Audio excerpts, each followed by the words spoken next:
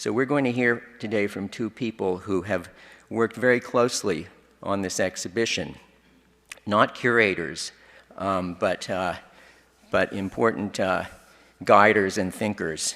They've had conversations that I know from both of them have been searching and honest and remarkable. So I have great respect for that process, and I'm looking forward to eavesdropping on it here a little bit, as well as just hearing their impressions of the exhibition. So Musa Mayer, Philip Guston's daughter and founder of the Guston Foundation, is the author of several books: The Remarkable Night Studio, a memoir of Philip Guston, 1997, and a second edition in 2016. Philip Guston Nixon Drawings from 2017, and a recent monograph, Philip Guston, from 2021. She is on the board of the Vermont Studio Center, where she has been a visiting writer.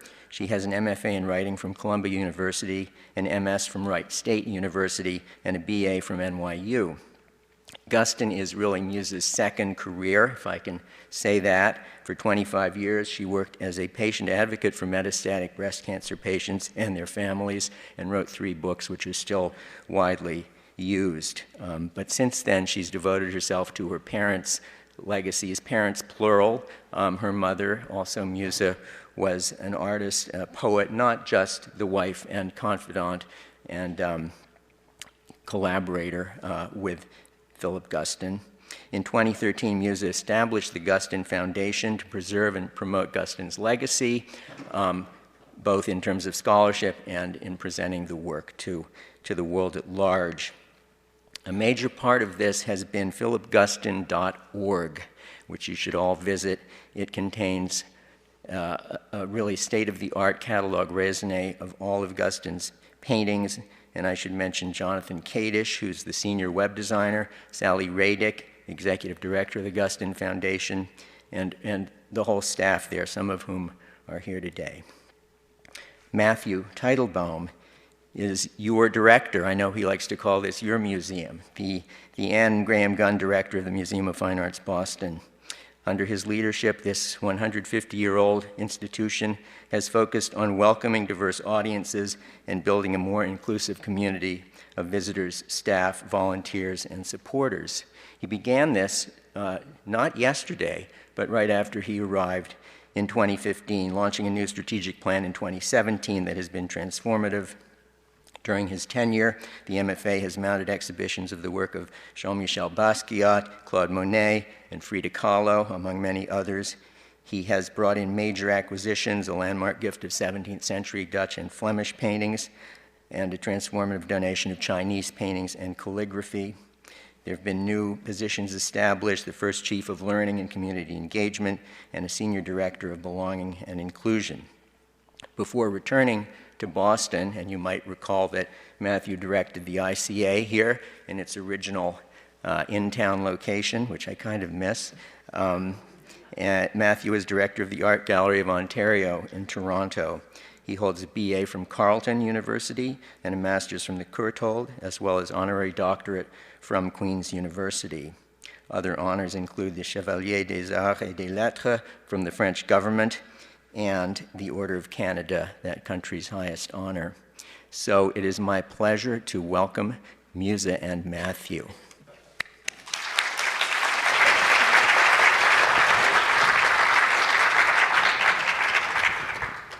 Is this on? Thumbs up at the back, yeah? Good, thanks Harry, very much. I think of Harry as the soul of the exhibition project. It began with that lunch, and you were well into Guston world at that point, long before even thinking about this. I have to say it was the easiest and quickest spirit of collaboration and commitment to each other.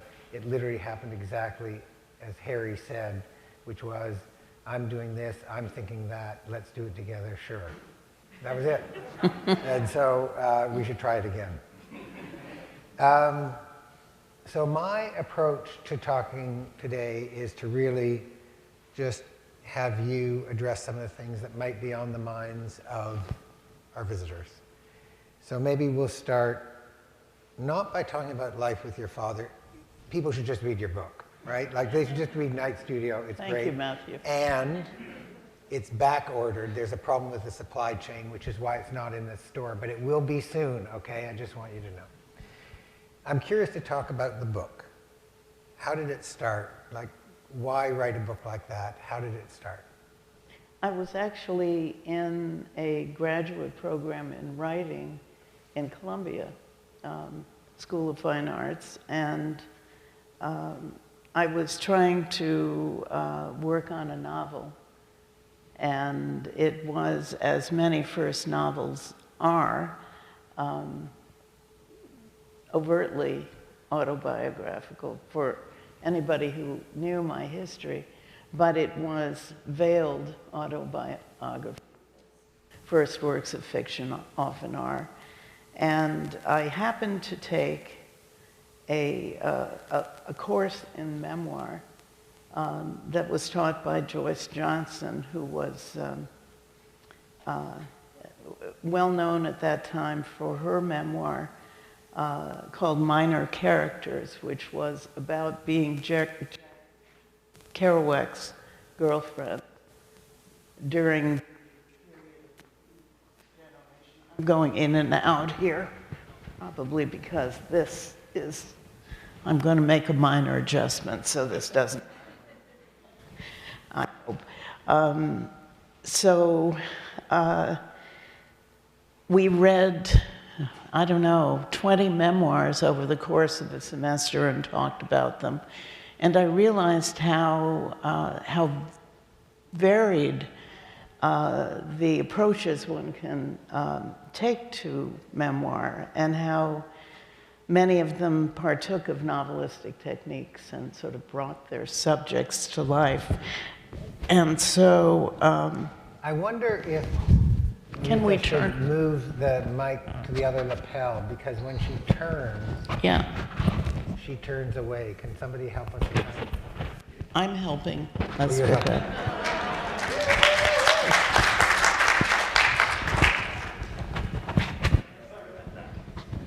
Okay, thanks for noticing. What was wrong? Can you? Yeah, please. It's too loud anyway, isn't it? Sounds good in the back. Okay, all right.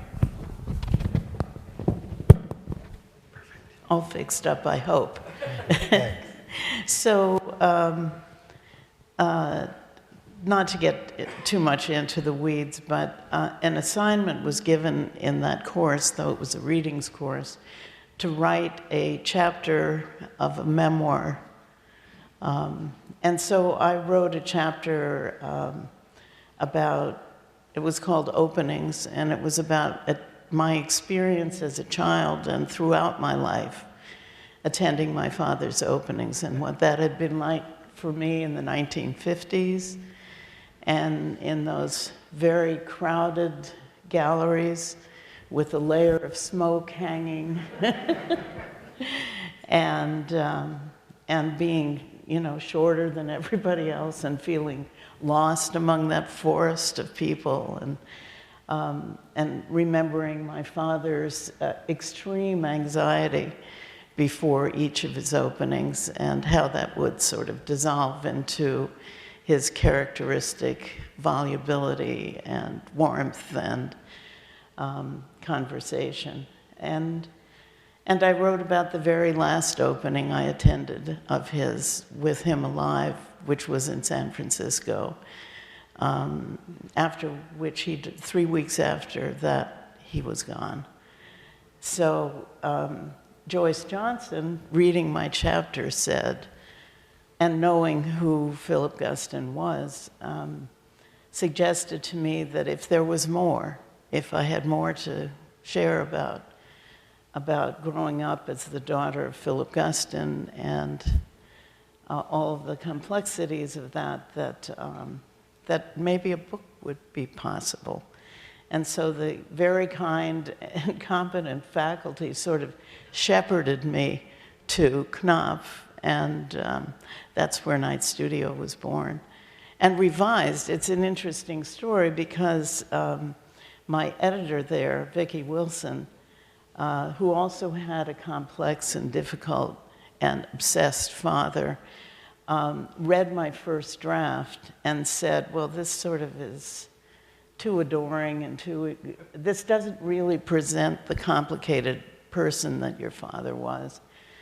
And sort of sent me away with the feeling that I had not looked deeply enough into my own experience, and certainly that I hadn't known who I was writing about.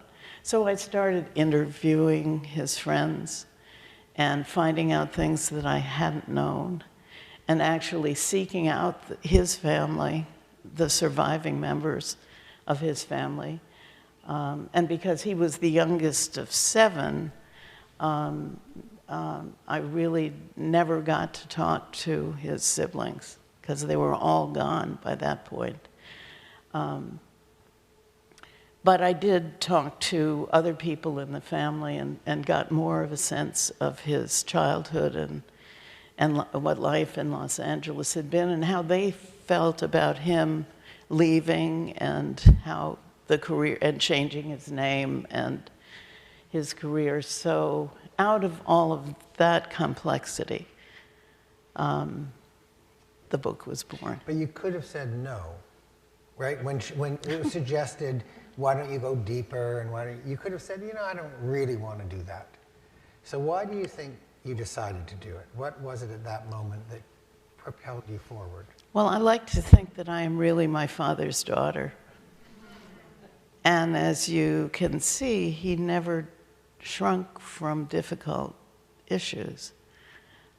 He always wanted to go deeper, to find out more. The things that he was looking at were not the same as what I was looking at, but the ability to challenge yourself to look at things in oneself that are difficult to look at. And bear in mind, I had been a therapist. I was a counselor. This was my career. So I don't think I even entertained for a moment saying no. And also I was ambitious. This was going to be my first book, I was going to tell an editor, a senior editor at Alfred A. Knopf, no. It wasn't possible. So then you went back in fairly recently and reissued it. Yes. Right. And so you read it again, just to see if there was... Oh, I had read many times. Right. So is there anything that you wished you had put in that you didn't?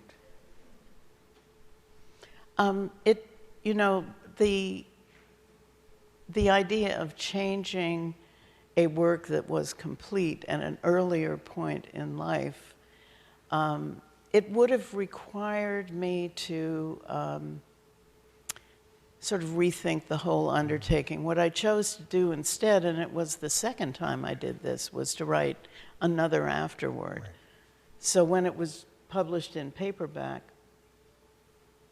I think by Penguin, a few years after it went out of print, as books do, and also it was published by Thames and Hudson in London, I wrote an afterword because interesting things had happened since then.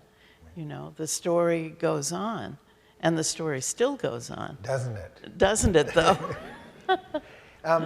So you talk about reaching out to your family, his family, born in Canada, moves to Los Angeles, teaches in various Midwest places, moves to New York, moves to Woodstock, all of which is to say, how much of his past do you think your father carried with him? All of it. Absolutely all of it. And his past wasn't just his childhood trauma and his relationships with his parents and siblings. It was a whole experience of being part of different communities of artists and activists from the time that he was a teenager. He was, and it was his readings. He was very literate. He read very deeply. and just loved to talk about ideas. And so he was always, I think, trying to integrate his past. There were aspects about his past that were too difficult for him to talk about. So he didn't rate, it wasn't dinner time conversation? Never, never. I never knew until I was a teenager that his father had committed suicide, for example. This was just, and I never knew about his name change because I never had contact with his family.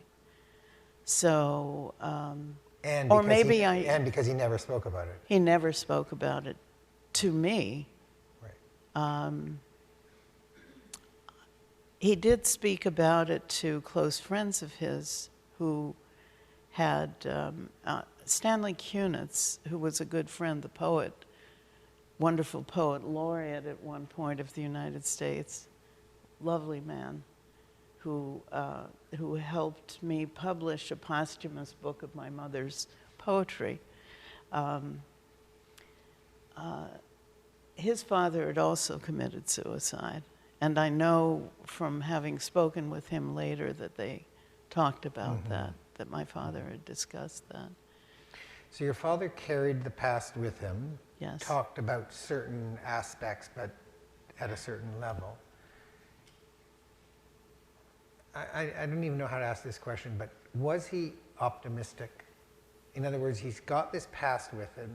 Some of it's heavy and claustrophobic. Would you use the word optimistic to describe your father? No. No. But doesn't creativity come from optimism? So where does that desire? I don't really care for that word, optimism. I think hope is probably a better word to use. So talk about the difference. But I don't even see him as having been hopeful. I see him as, I think the best word that I can use to describe that aspect of my father actually is appetite. He had an appetite for life. He was deeply engaged with all sorts of things. I mean, not only art, mostly of the past, but literature, ideas, food. Food was a big thing for him. He just had this enormous appetite for living. And I think in a way that's what sustained him through the darkness that he saw. So again, I'm going to use words that you may want to reposition. I will. You got that right. She will. Okay. What excited him and what worried him?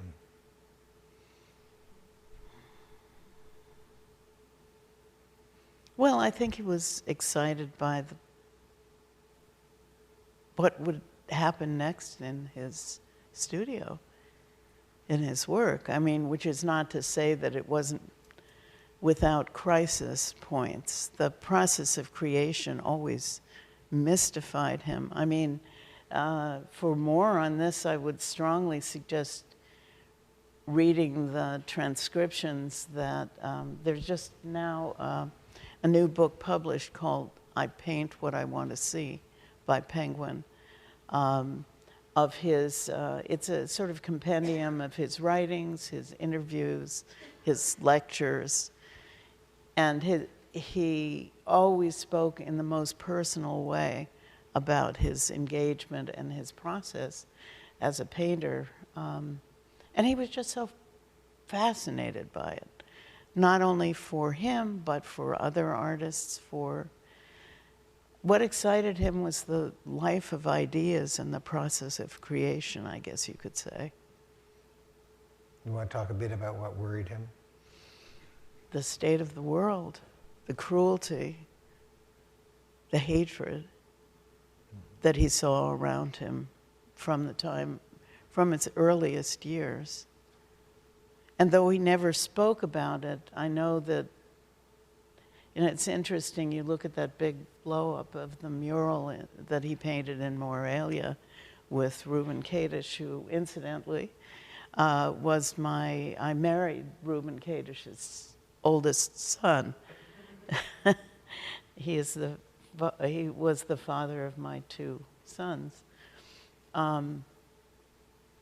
That mural that they created together in Mexico, at the top of this sort of compendium, historical and present at that time, of torture, inhumanity, is a hammer and sickle, almost as if it might offer a possibility of a better society, a better world where this kind of persecution wouldn't happen. I don't ever remember him talking about the terrible disappointment that American intellectuals and people all around the world felt at what happened under Stalin, and the loss of faith in the creation of a community of equity. But I mean, he came from a poor immigrant family. Those things mattered. He had his feeling of allegiance with the Mexican muralists and their sense of an art for the people was really deep within him, I think.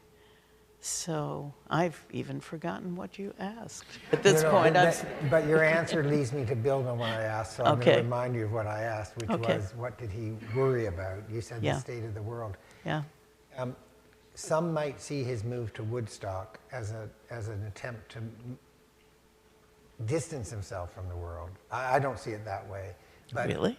But he moves from New York to to a place of more isolation, let's just say. Mm-hmm. So talk a little bit about the move to Woodstock and what you think it meant to the way he was thinking. First of all, Woodstock was not new to him. I first was in Woodstock when I was 4 years old. So that's like 75 years ago. So they were there in fact, the wonderful two murals, which I hope, if you all haven't seen them, at the Currier Museum in Manchester, New Hampshire, they are on display. A mural by my father and my mother, commissioned as part of the Works Progress Administration. Really magnificent paintings. In 1941, towards the end of that mural period that was so important for the formation of artists, that was painted in Woodstock, actually before I was born. Uh-huh.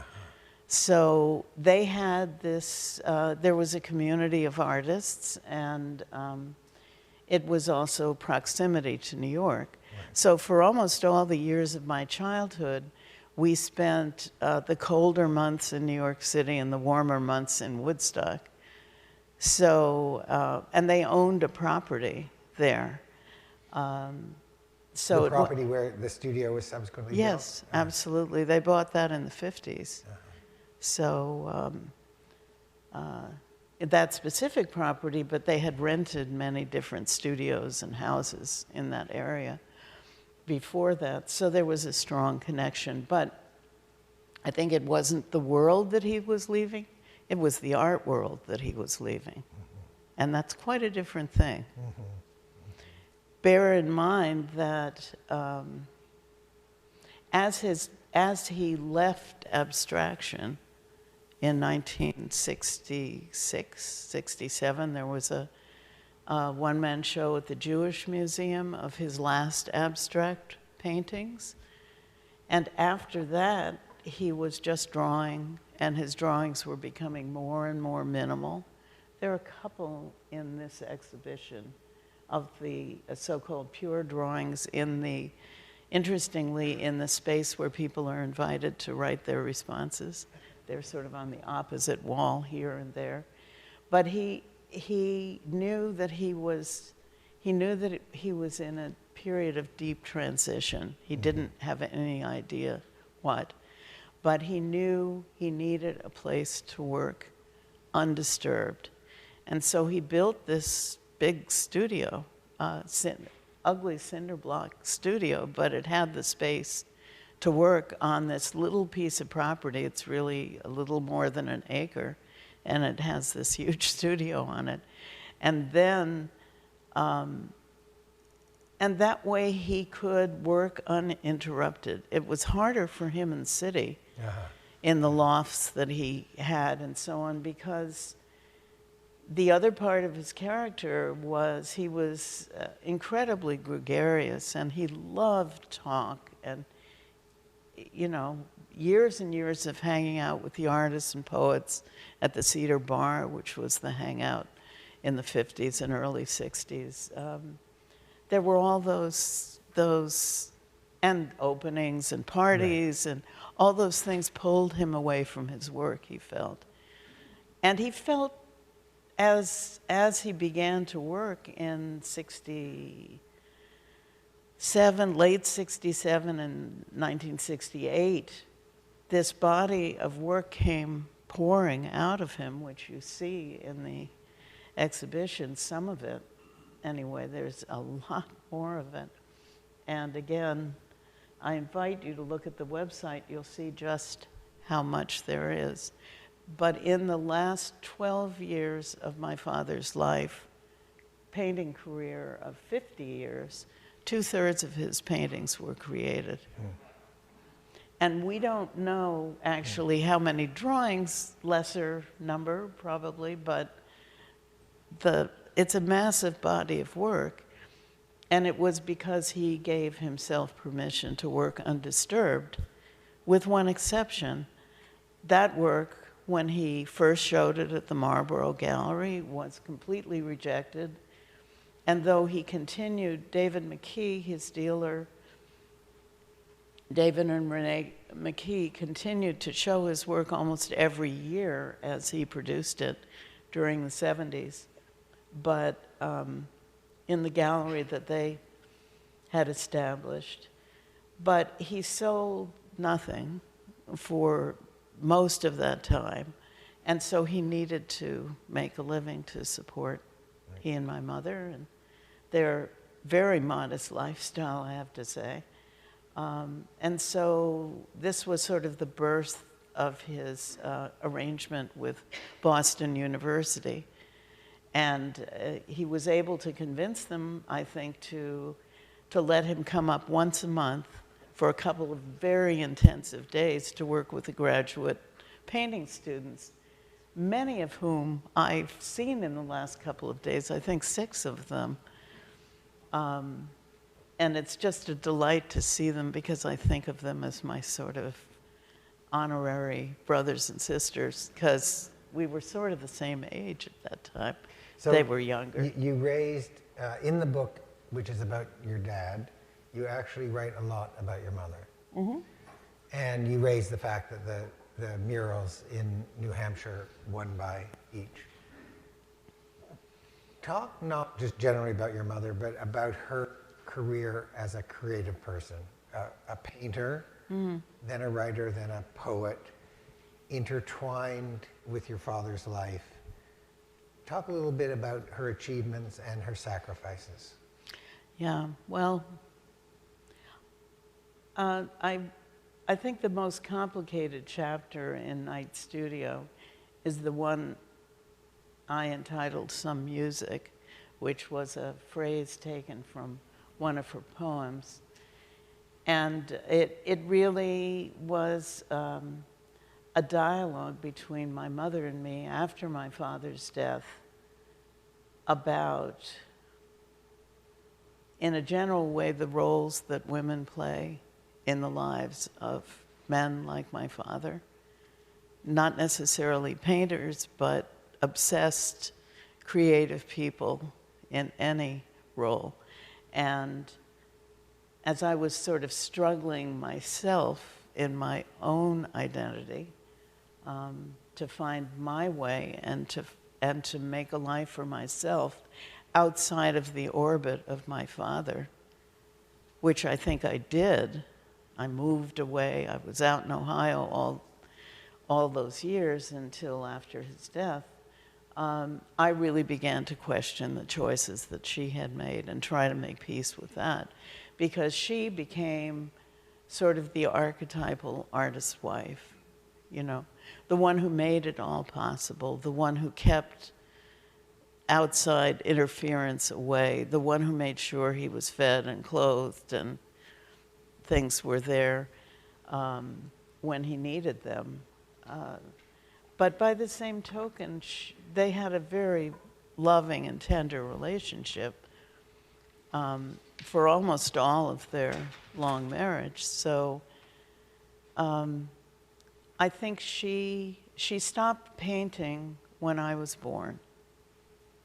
I've been unable to, I've resurrected a few of her paintings that she didn't throw away, and from the attic, and they're hanging on the wall in my den in Woodstock.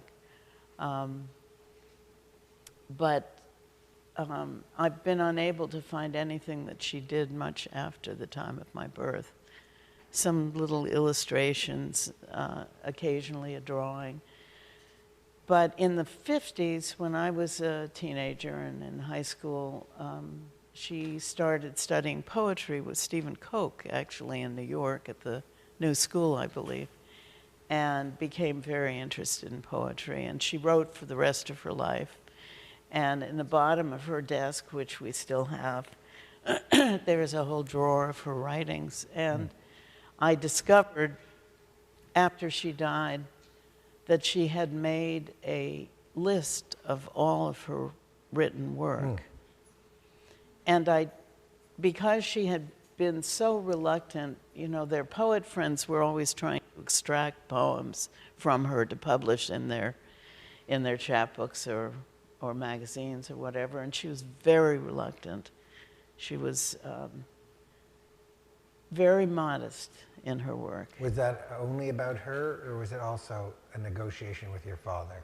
It wasn't a negotiation. He celebrated her her writing, so much so that they did a little collaboration, these wonderful, in the 70s, he did a series of what we call the poem pictures. And there's a wonderful collection of about, I think, 15 or so of my mother's poems that he illustrated with some of his own imagery, and they're just wonderful. And I think they probably came about because his poet friends would ask him to make covers for their chapbooks, or to make posters for their readings or whatever.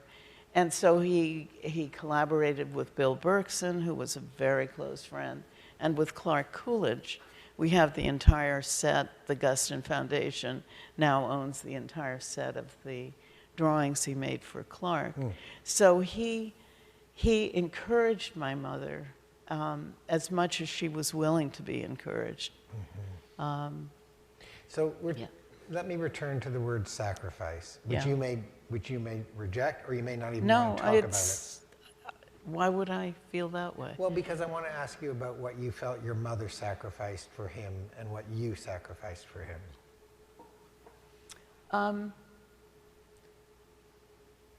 My mother made choices at a time when it was far more acceptable than it is today for a woman to take that supportive role. And as I started to say before, at one time I was upset with her about that and didn't really understand it. I felt she had neglected her own gifts to some extent. But then over time, I have started to see her role as not being, as sort of an active collaborative role with him to make it possible for him to work. That may seem, I mean, you know, feminists have written about my, I suppose by publishing a memoir, you invite commentary about your perceptions about your life. It's inevitable, right? So that's why I say I'm not so sensitive, because so many people have said so many things to me about my mother's choices, my choices, and so on. I think for me, growing up, I led a very subdued childhood because I always I modeled myself after both parents in a way, but I behaved as I was expected to behave in the environment of a small family. I'm only child, and the idea was never to disturb, to always find a way to make my presence positive. You know, so I learned to engage my father, and once I was old enough, we would have wonderful talks. He actually gave me, God help me, he gave me Kierkegaard when I was 11 years old. Not, you know, teenagers are so dark anyway to get, but I felt flattered that he was willing to share his ideas with me, and that I could engage with him that way. I was always looking for a way to get more attention from him. So you spent the last chapter of time taking care of him. Yes. And his work. Yes. And he's not here to talk about. With. But in the course of your putting this all together, and you and Sally and others have done extraordinary work, really. Really, I say that factually and emotionally, like extraordinary work. Thank you. But you must have questions you wish you could ask about the work and the work in relation. Are there one or two questions you wish you could ask? Because in looking at the work now, in the last decades, there's just something that you need to unlock you haven't unlocked yet. Well, of course, I would love to have been able to talk with my father about his personal life, his family life. I mean, I was walled off from all of that. In terms of the work, I've actually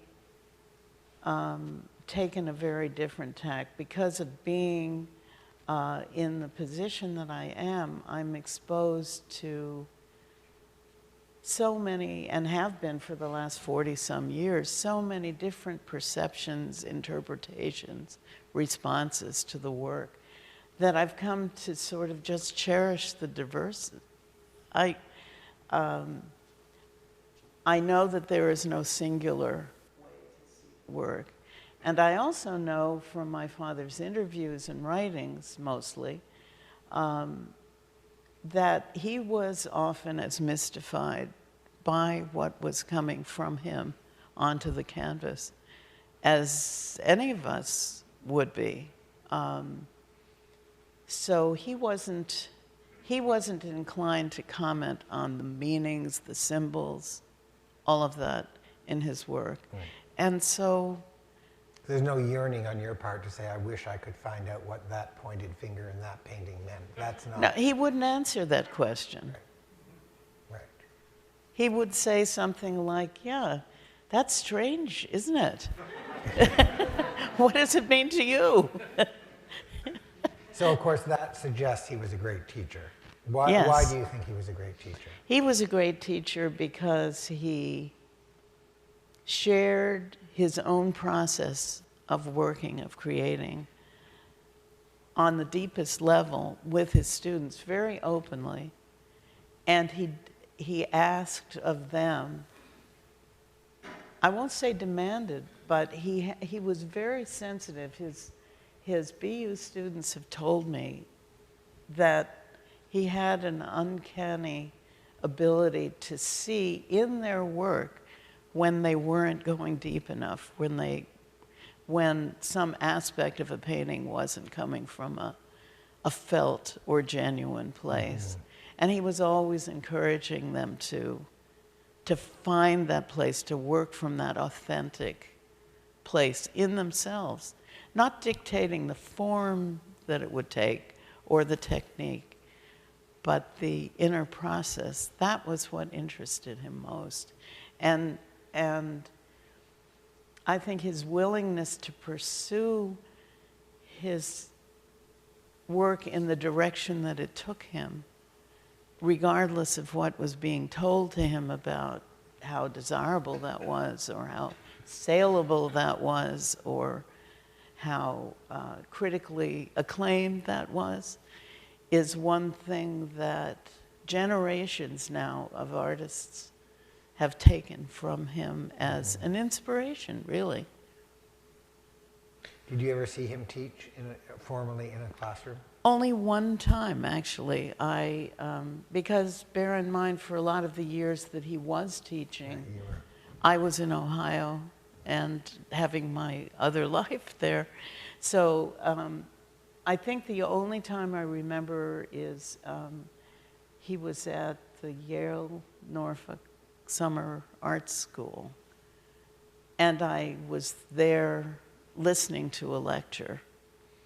I'm not sure what year it was, because I think it was long before recorded lectures that we have there when he was talking there. But in general, people ask me, you know, were you in his studio when he was painting, and did he involve you? No. The answer is no, right? No. And he wanted no one there, actually. And if those of you who've seen the Michael Blackwood film, and there's a clip that shows him right after that, so he agreed, with some reluctance, I think, to have Blackwood film him painting. This was in 1971, in the summer of '71, when the earlier part of that film was made. And so they had a sequence one day where they showed him painting very vigorously, and then the next day you see the canvas completely scraped out, and he's sitting there talking about how that happened, and then he talks about destruction in the process of creation. It's very insightful, I think. But I've always felt that it was the process of being observed that took him away from being able to get into the state of being that he felt he needed to be in to create. You saw his show here in Boston in 1974. Four. In fact, in your book, you write about him calling you to say, please come to the opening, which was, it meant something to you that he... It did. Yeah. It did. So say something about going to the opening. Mainly what I remember is walking back to the hotel with David McKee. It was the first time I had met him, and I realized what an important part of my father he had become. So I don't remember that particular opening. There have been so many. When you walk... What I remember about that exhibition is the way in which the paintings were hung. It was like European style, these huge paintings, one on top of the other. Somehow they felt the need to include many more paintings than we would today. What do you think that was about? I don't know. I don't know. So when you walk in to that show, do you know that's, I don't quite know how to ask this question, but do you know that's your father on the wall? Like when you look, 1974, you walk in, you see all those paintings, which you hadn't seen, right? Because a lot of them were being done when you were in Ohio. Yeah, that's true. And are they immediately you make a connection with the way he thinks, the way his body makes marks? Like you walk into that show and say, this is my father's work. Well, you know, I was just as shocked as everybody else by the new work. And the few times that we did visit, and he did agree to show what was in the studio, which was not always, I didn't know what to make of them, really. I just sort of took them in. Did I recognize them as his? Well, of course. I mean, his touch, that's what translates his hand, the marks that he made, his line, is absolutely recognizably his. Don't you think? I do, but in the sense of the daughter looking at the father's body as it's expressed and his thinking as it's expressed, and then the confrontation with something new, but it's still him, right? It's still him, Yeah. of course. Why do you think he is so important to younger artists still? What is it about your father's work that makes it generative for younger artists? Because it's a true statement, it is. I mean, the number of staff members here who couldn't wait to see the work because it meant something to them was extraordinary. And I'm sure it happens in all of our institutions and with the younger artists that we know. So why do you think that's so? Well, it boils down to two things. The first and most obvious is that these are great paintings. They're some of, I mean, should I be saying this? I'm not the only one who said this, you know, some of the greatest art of the 20th century. And it's this, related to that, part of what makes them great is that they are constantly transforming themselves right in front of your eyes. You see new things. They're so alive. People always say to me, that looks like it was just painted yesterday. Isn't that amazing that something 50 years old still has that quality? It's ineffable. You can't quite figure out why that would be true. But it has to do with, it's like a record of a remarkable engagement. And that engagement comes from the deepest place within himself. And you get that. Or at least if you spend time with the work, you get that. So there's that. And then there's the fact that he basically went against the grain, was willing to pursue his art and what he really wanted to create at the expense of his career. There is I know, Kristen, you're there because I'm running late on time, right? I've got 2 more, I don't know, 20 more questions, it's okay. Are you good for 20 more? It's okay. A couple more questions. Then are we going to take questions from the audience? Okay, good. And there might be some on the live stream as well, right? Okay. There's a moment in your book where he's in the hospital. Yeah. The doctor comes and doesn't know anything about art and says, I know that you're a painter. I'm paraphrasing, but it's close. I know you're a painter.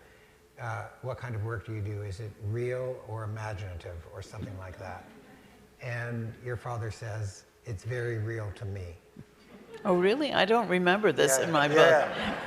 No, I believe me, it is so, okay, it's very real to me. So what was real about your father? What is real about your father's paintings for you? Real, like what's there for you when you look at them? What do you find yourself responding to? I think it's constantly changing, really.